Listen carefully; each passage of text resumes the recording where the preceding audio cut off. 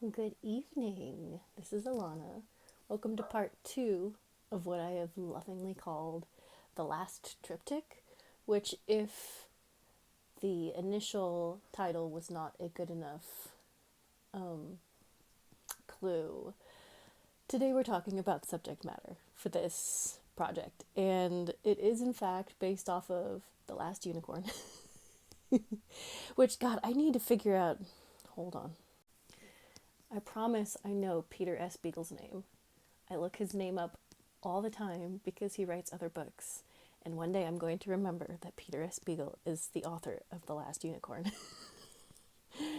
But today we are mainly, or at least what I am mainly focusing on, is the subject matter found within the movie of The Last Unicorn. So this triptych is very much just based on my own personal thoughts about the movie, because let me tell you, there are thousands of think pieces, of analyses, of video essays, of TikToks, of fill in the blank, of individuals discussing the visuals of this film and story, the themes, the underlying everything as it relates to this beautiful and like really human story, which is like an odd thing to state, I know, but there's some stories that just really touch you, and I believe that this story is one of those things. Cue the pack of dogs outside my window.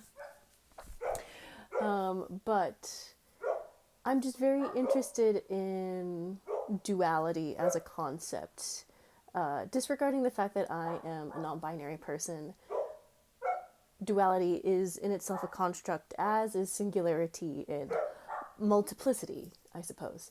But as it relates to this story, I'm very interested in the dualities of man and woman, of eternity and time, and especially how the concept of good and evil is within all of that, because there is, in my opinion, not many things that are purely evil and purely good. Everything is a very beautiful gradient. So let me show you a little bit of what sketch and color mapping I'm working on, and then probably because I'm losing the light tomorrow, we will get started with all of the sketching. And then after I have sketched everything, after I've painted the main 3 panels of this triptych, I will then go in after everything is totally dry. And sorry, it's hard to think because my arm hurts because of how I'm holding the camera.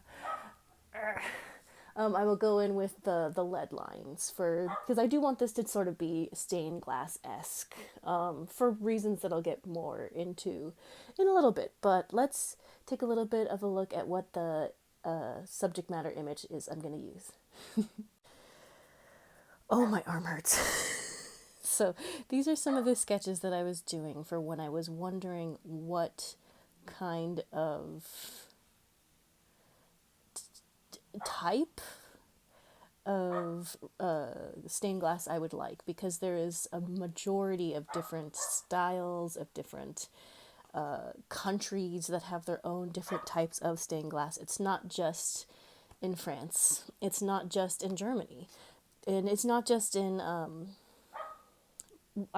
especially Rome, but Italy in general. So I sort of looked through, I've seen what I liked. Of course, I want to do the most difficult one that I could imagine, but we'll get back to that. We'll see how I feel about it as time goes on.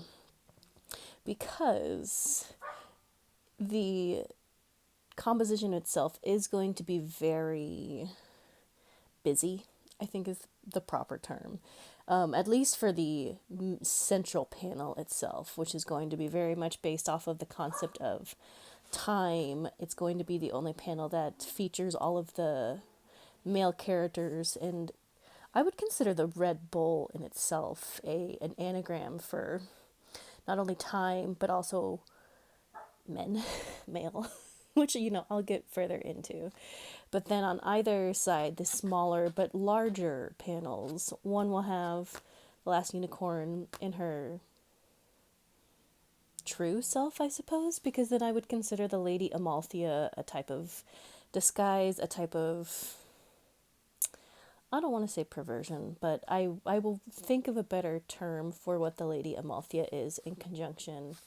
She is what time has done. She is the ultimate creation through time of what the last unicorn is. Yeah, well, we'll go forward with that for a little bit. But in the center, you know, you have the clock with the goblin fingers. If you've ever looked at a picture of that clock in King Haggard's castle, it's got some horrible goblin dragon creature that's surrounding it. So I like having his green fingers to really be clutching the broken face of that clock. And then, of course, the Red Bull. Here, you can get closer. The Red Bull. And then, I know it's odd, but the butterfly. That funny little butterfly at the very beginning, which is the inciting incident, I believe is sort of like the first aspect of time really affecting the unicorn and forcing her to begin this journey. And so then we have two hands at the very bottom, which is going to be Schmedrick, the magician, facing the unicorn, because as we know, his magic somehow turns her into the Lady Amalthea. And then on the other side, because I like things to be symmetrical, it'll be Prince Lear, whose name is spelled much more differently than I anticipated when I was doing my research for all of this. So I have the visual image set up, and then I wanted to do some color mapping because I wanted these panels to very much speak to one another. If not twins, then sisters, you know. And then, of course, the central panel is going to be quite dark, quite the... Oh gosh, my words are escaping me. The perfect difference in color from these two guys. So a lot of oranges, a lot of reds, a lot of grays, as opposed to the whites, the blues, the greens, and then a lot of like that nice soft purple as well to go with some of the yellow at the top. So, compliments. That's the term. That's the term I wanted. Nice color compliments.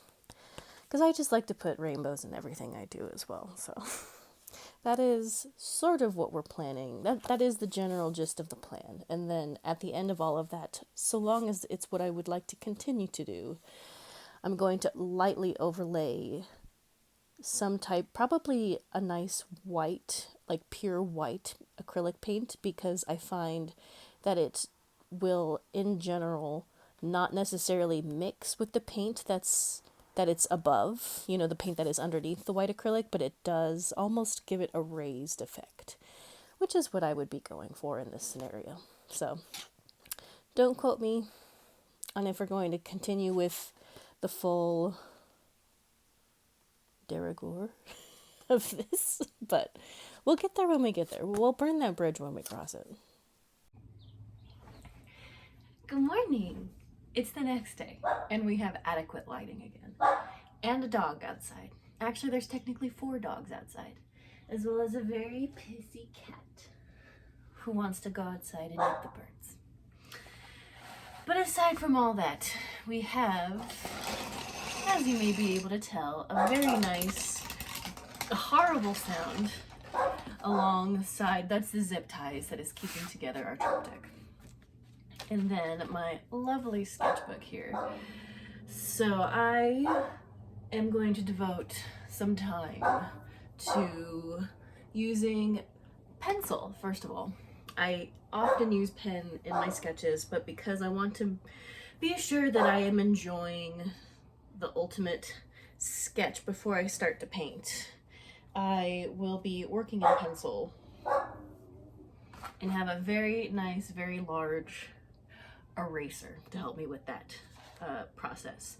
So I also need to get my compass because I need some circles that I'll be doing. And I think that's it to start. This is a little bit sharp, so I might actually put something on the edge of this nub so that it doesn't completely perforate through my cardboard. But I'm going to re-establish where the camera is because it's not quite pointed downwards as I would like it to be, but then we will move forward. Oh, are you gonna want to be on everything, little girl? Hi. Hi, sweetheart. Let's get started. Oh, are you ready to talk about the concept of mid-century medieval revivalist art? Well, if you're not, I'm sorry, because that's what I'm going to talk about for a little bit. Now, I always endeavor to give credit where credit is due. I very much adore online creators, one of whom goes by polyester/polyesterzine. Her webpage is polyesterzine.com, and she has done a really awesome. Charlotte Amy Landrum is the actual writer of this specific. What would you call this? Online zine that I'm reading from, and relating information from regarding the concept of mid-century medieval. You know, the art and what happened in American culture in the 60s and 70s, and how that's kind of coming back into the cultural zeitgeist today. Whether that's a part of like the 30-year cycle, the 50-year cycle, there's a lot of types of cycles in film and in media that is really, really interesting. But I very much am looking at the words by Charlotte Amy Landrum and her, post on this website. And I mean, medieval times is not just, like court jesting and jousting and old cathedrals. There's a lot of storytelling that we get from that time frame that has influenced a lot of the stories that we tell right now, like the concept of Robin Hood, like the Sir King Arthur and all of the Knights of Lancelot and Merlin, and I'm thinking of like the Green Knight, and how we just had a movie with, I think, Dev Patel that came out a couple years ago with the Green Knight. But also, like in the 80s, we had, the Black Cauldron, and in the 60s and 70s, we had the stage play Camelot. Yes, Camelot. And then in the 50s, even, we have like Court Jester with Danny Kaye. So mid-century medieval as a concept from, the 1900s to here, the 2000s, is not just one type of art, but I don't know, I think I'm just talking about how much I like all of it. Because this movie specifically was created here. I ought to know this information. Give me a second. Very end of the 70s. No, start of the 80s. 1982 is when The Last Unicorn was created for film. And it's a big part of just 70s, 80s fantasy. From what I've watched and read, I was not alive during the 70s or the 80s. I am a 90s child. But there's a lot of that whimsicality of the 1980s and 1990s that just does, or 70s through 80s, that just does not necessarily exist anymore in this post-apocalyptic hellscape of 2025. So even when we do have moments of medieval revivalism here in 2025, there's still a lot of a dark edge to it, a lot more of a realistic bend, I suppose. There's not nearly as much of a happy ending for everything. Like, I even think of like the Labyrinth. What would happen if the Labyrinth were to be created now? I don't know. I think I'm just giving you some things to think on while I'm painting on the on the screen. But I don't know, I like this movie a lot, and good art, in my opinion, necessitates learning about other really good art. And so the fact that I have gone and I've done a lot of like research for this, even though I'm not intimating it very well, like verbally wise, doesn't change the fact that this movie has made me want to learn all sorts of other aspects of art. Like, even though I didn't go fully down the road of making this like a perfect stained glass motif, I still enjoyed like cracking open all of my books again and looking at how I wanted to do and not do certain images and use certain imagery on this project, and I've had a really good time with that.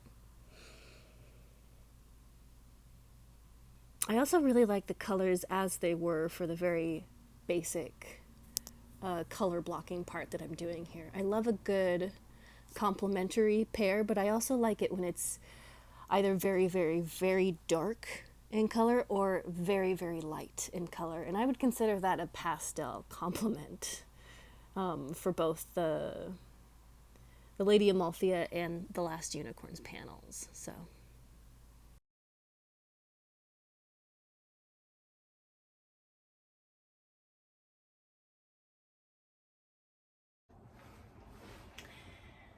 Good morning. It is an indeterminable amount of time since the last time we have spoken. For you, it's been like 3 seconds. However, I didn't want to work on this for quite some time. And I've talked about this before. I am the type of deplorable human being that our current administration isn't the type of word I would like to use. Fascist regime is a better term. But as an individual with ADHD and autism, it's a delicate dance with one's own motivation, with one's own inspiration, with one's own want to fight through the not wanting to do things, if that's understood by anyone out there. So I have really just been looking at this for the last couple weeks, thinking, God, do I even enjoy this? And I do. It is still a project that I would like to finish, but I don't want to do it all in acrylics. That's the thing. I'm not enjoying the materials that I'm using to actually craft and curate this piece. So I am still going to do a little bit more of what I'm going to call color blocking on this today with acrylic paint, because I want to have the mirrored concepts of blue and green for ocean for Lady Amalthea and for forest for Unicorn herself. But then I really miss working in oils. I initially learned how to paint through watercolor, and then I learned oil painting.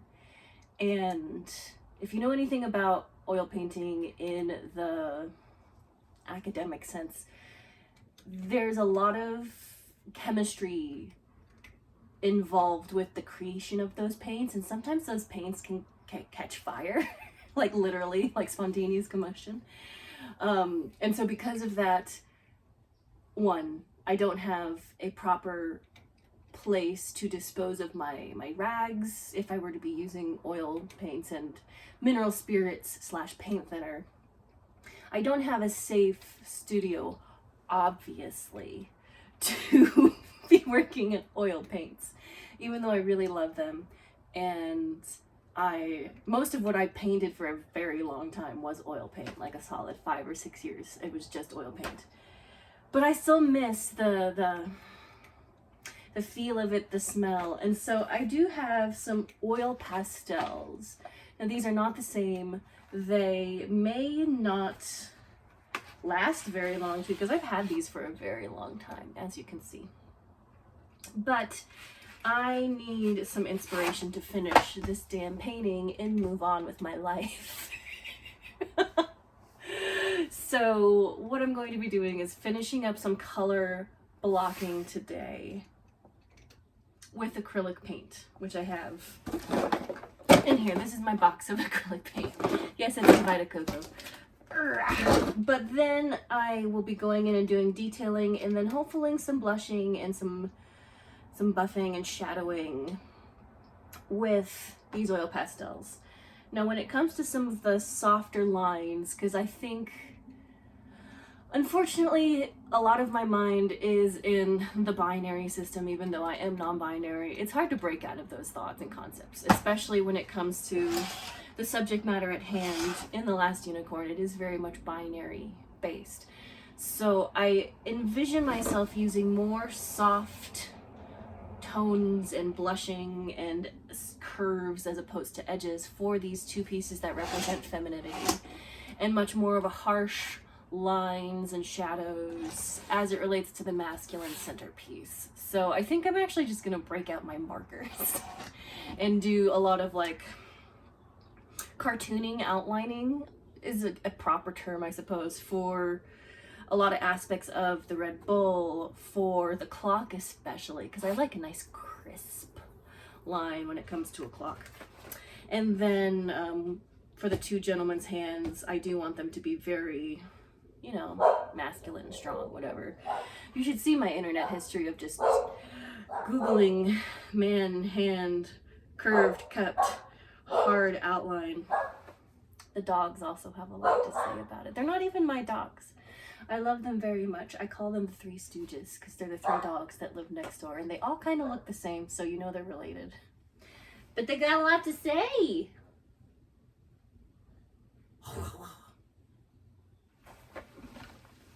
Here, let me show you. Hold on. Hold on. Oh, they're busy. Good. I know. Hi. Cat's also pissed at me, huh? Tried to make a break for it this morning when I was not even awake. Glasses weren't even on. Ran. I was so angry. Just going around my house. Where the fuck did you go? Be that as it may, that's what we're going to be working on today. And eventually I am going to finish this, even if it's not to the degree that I initially anticipated, because what I want to achieve with this piece is kind of already here, like, and it's not finished, and I get that. So, excuse me, you are just watching the ever-continuing change of my own feeling for my own artwork, which I think is important to showcase, because so many people that I have known of personally that create artwork work extremely hard to 100% get from point A to point B without any sort of deviation from their initial concept. And I do not believe that that is the healthiest way to view your own art, nor the most conductive mode of creation, I suppose. Yeah. I'll have to dig up some pictures one day and talk a little bit about my senior project from when I was in undergrad in art school, and just talk about the concept of entropy during creation, you know, creating something and allowing it to decay and change and die and perhaps be born anew in some different form or fashion. But we're getting ahead of ourselves. Let's move forward. I'm about to put on the 1995 Pride and Prejudice to have in the background, because I can never, it's hard for me to listen to shit on my primary audio listener, which is my phone. I miss iPods. I have an iPod somewhere, but I don't have any charging cable for it, first of all, and second of all, I don't have earbuds that go in that type of port anymore. We're gonna talk about the evils of contemporary technology another day. Let's just move forward with this piece. And as I'm doing the audio for this in the next section, which you will be listening to, which I will be doing it, you know, in who knows how many days, but you're about to listen to it now, I realized that what I was really enjoying with the concept of The Last Unicorn and this sort of medieval Renaissance slash just basically medieval, because there is a difference between the Renaissance era and the medieval era. This revival is much more based on like the 70s, 60s, and 1960s, 1970s medievalist revival period that directly correlated to the creation of this film And we are seeing again with, what is it, the 50-year cycle right now for the revival of medieval times and a little bit of Renaissance in there in today's society, you know, the 2020s. I mean, just look at, you know, the beautiful things that Chapel Roan is doing, and a couple other things in, you know, fine fashion and things of that nature. But I'm getting ahead of myself. Let's get back to work. I could talk all day about art. Surprise, bitch. I already talked about mid-century medievalist revival. But I never really discussed how that relates to like the concept of pre-Raphaelite as an art movement in like the 1700s or whatever. And let's be real, I'm not going into that. If you want to do a deep dive on any of the things I ever talk about, by all means, you've got a small computer, do so, but just know they're kind of related. So while my hair is dry, the paint is not. So we're going to give it a little bit of time and play around with the centerpiece. What I will say is that I often just briefly touch, I lightly kiss on topics whenever I create videos. So please, first of all, don't take everything I say as law. Second of all, please do your own research. That is why we were given minds and gray matter. Third of all, just do it. Just try it. All right. My cat might knock this over. Yeah, I'm talking to you. But I think that I'm pretty much happy with where I have done color blocking with my acrylic paints. Ah, child. Okay. And I also went in with a dark gray / black to carve out the lines again of the left and right panels of this guy. So I'm pretty happy with that. I'm now going to transition and see if working with oil pastels is actually gonna like stay and work and mix well on top of these acrylics, because there is a pretty decent cardinal rule when it comes to mixing materials, and that is in half of the circumstances one cannot mix oil and acrylic. The other half should work okay, and I'm going to explain to you why. Excuse me, I just devoured a mango. I actually think I'll explain through, because I love movies, through an example within a movie. There is a biopic for a wonderful painter named Margaret, I believe she's still with us, Margaret Keane. If you know anything about intellectual property law, you will know about the Keane versus Keane litigation matter. However, Margaret Keane is a wonderful painter. She had a horrible go around with husbands, and her second husband that she married to escape part of the first husband's issues, he essentially stole her work. And through all of that, one of the ways, at least in the movie Big Eyes, which is a Tim Burton film which is a biopic for Margaret Keane. Trash man outside, I don't know if you can hear that. But part of the big part of that story is that her husband, Walter, doesn't understand how acrylic and oil paint work together. So if you put acrylic paint on top of oils, acrylic will flake off. However, if one should be able to put oil on top of acrylics and have it have longevity, have it have lasting power. And that is something that I'm going to argue is going to work out fine, because gesso, which is what we use to treat canvases, is essentially kind of like a type of acrylic.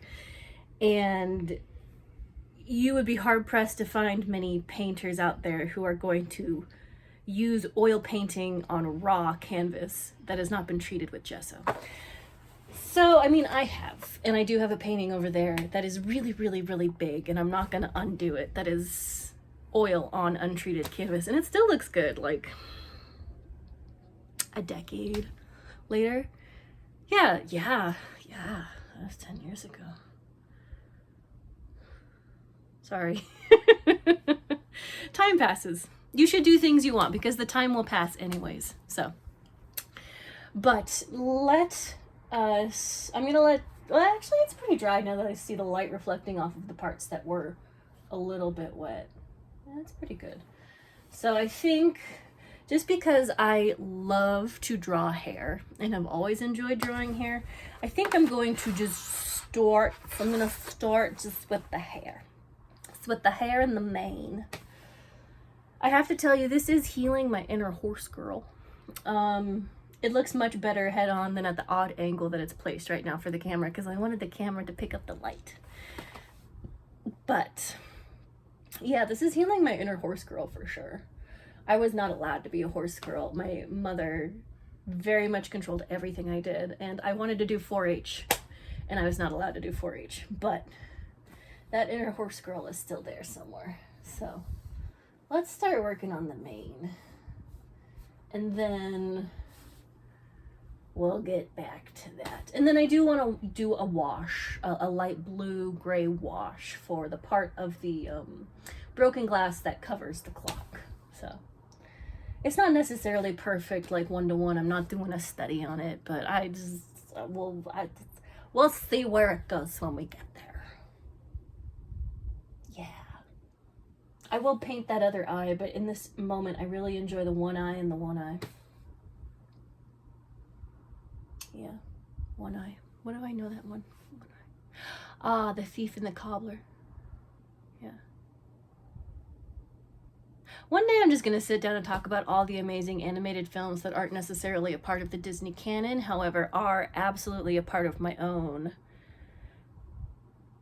foundation as an artist, because Last Unicorn is absolutely one of those movies, which is why I'm doing a 3-part triptych for it. But yeah, whatever. I'm rambling. Let's get to it. I have god-awful news.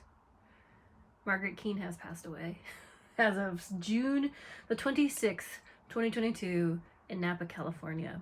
So disregard what I said about 4-ish minutes ago, speaking about the late, great Margaret Keane. Rest in fucking peace, girl. She looks like my mom, which is probably why I'm like having an emotional moment right now, because she looks very much like my mother.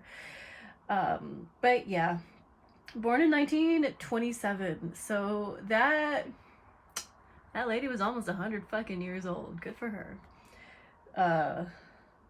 Yeah, I thought I'd do this right now because I just made a really big claim that Margaret Keane was alive and she is not, so that's all.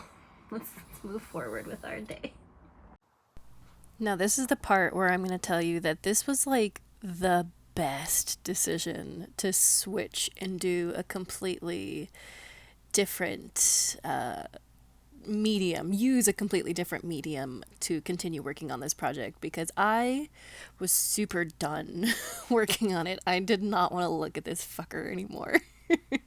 And I have obviously changed part of the concept and part of what I initially envisioned this being, and that's fine. Like, I'm having a good time.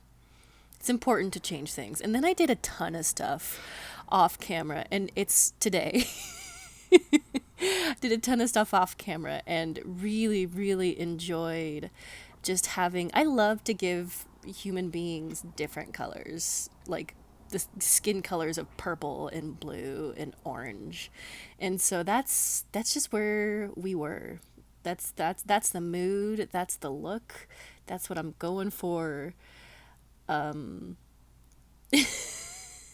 Yes. End of sentence. But we are at like the end. Here we are finishing the middle panel. I obviously have a preference for working on the Lady Amalthea and the Last Unicorn. So I was like, I gotta finish these dudes. Let's just get it over with. And I'm really happy. I'm very proud with how this turned out. And I did want to bring just a little bit of that concept of the stained glass / more so cathedral iconography back into this, because it is very much based off of that rose window concept. So just a little bit of lines, a little bit of paint, a little bit of gray. But I'm quite proud with how all of this worked out. Would I do it differently in the future? Possibly. But at least for now, this has very much made me happy. Well, we started this project on a rainy day. I feel like it's kind of beautifully poetic that we're finish it. We're finish it. We are finish it. I have purse. We are finishing this on another beautiful rainy day. I love the rain very much. It's probably my favorite weather aside from overcast. So I know I'd live in a desert, you'd think. But no, I love the rain. So I'm pretty happy with how this has worked out. I'm gonna go ahead, I'm gonna sign each panel, I'm gonna date it. And then when there is a break in the rain, I love the lighting on overcast days. So I think we will take this lovely little baby out when I know for a fact it's not raining, so that the raindrops don't necessarily mess anything up. But we'll be done. Look at her. Look at that. Look at those colors and this lighting. Look at my tripod on my bed, which is why my back hurts whenever I do shooting days, because I'm just over my work. But I can't tell you what a good time I had, and I'm really proud of myself for finishing this project, because I did not want to for a good chunk of time in there. But just listen to me, it's worth it. If you start a project, it's worth it to just get it done and finish it, because this is not what I was going for initially. The colors are completely different. I was gonna do realistic skin tones and things like that, but I might be getting paint in my hair, and I don't care. I had a good time. I had a fun time. So let's sign this, and then we will traverse. Oh no. Okay, almost chopped you there. Then we'll traverse out into the world when it's a little less rainy, and we can get some good close-ups on this, because I'm really proud of these guys. Does that horse look good? No. Does she look realistic? No. I kind of looked at a picture of Goldie Hawn during the 70s for her. I should have done Mia Farrow, but that's just not where my heart was. It was with Goldie. So let's get to it, and then we'll be done. I had a fun time. Hope you guys did too. Go make some art from the weird shit you watched growing up, because it'll heal certain parts of you. So it's my 2 cents.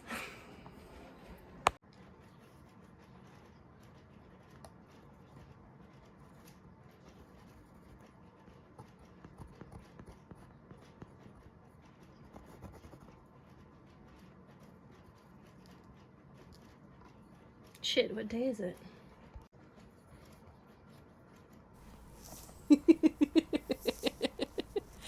I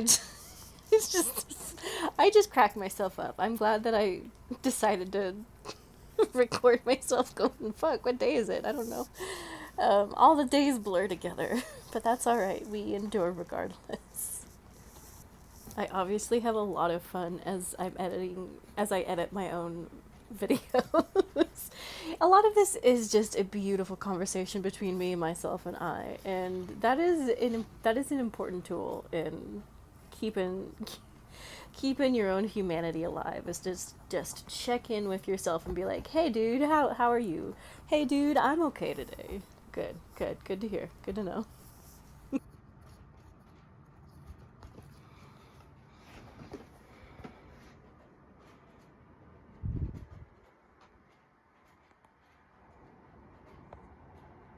Okay, I don't know how much longer I have, because it was literally hailing a moment ago.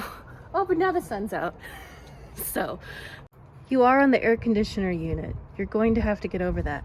Oh, but a perfect moment for the sun to come out. My goodness. So yes, here we are. I am quite proud.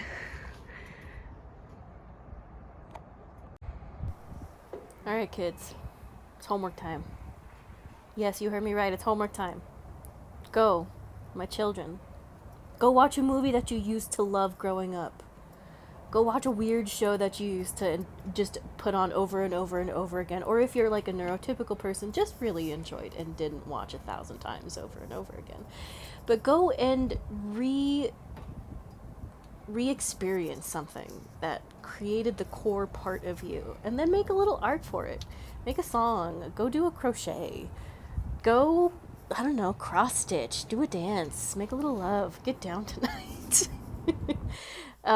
That's it for today. Go have fun. I'm gonna drop my shit and I'm gonna make faces and giggle my way through the day. You should do that too. I'll see you next time. Bye.